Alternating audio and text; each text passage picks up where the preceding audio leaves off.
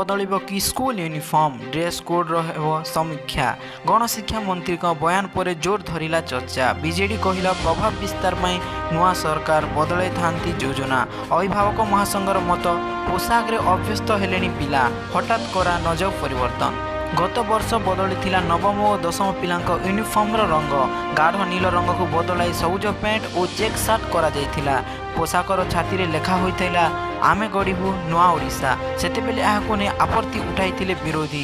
एबे बदली जायछि सरकार। पुणी थरे स्कूल यूनिफॉर्म को नहीं उठिला प्रश्न। स्कूल और गणशिक्षा मंत्री नित्यानंद गण कहिसंती समीक्षा परे हेबो निष्पत्ति। 2023 रे नुआ शिक्षा वर्ष सह बदली थिला नवम और दशम पिलांक यूनिफॉर्म।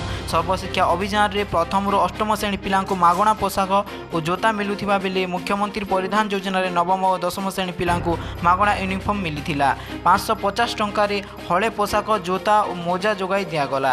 हेले पिलांक पोशाकर रंग को नहीं देखा देइथिला विवाद।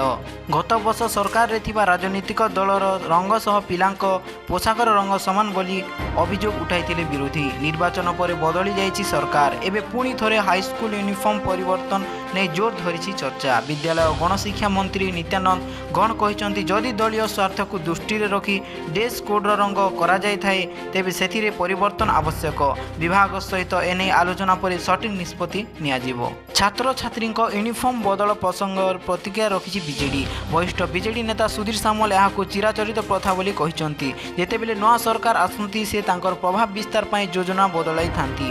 किछि भेंडर को प्रभाव रे सरकार एपरि करबा को विचार करि थाई पारंती बोली से कहिसंती। अन्यपटे राज्य अभिभावक महासंघ सभापति कहिसंती पिलांक यूनिफॉर्म पाई अनेक राजस्व खर्च होईछि। पिला एथिरे अभ्यस्त हेलेनी। हठात कोनोसी निष्पत्ति न नै पिलांको समय दिया जाऊ।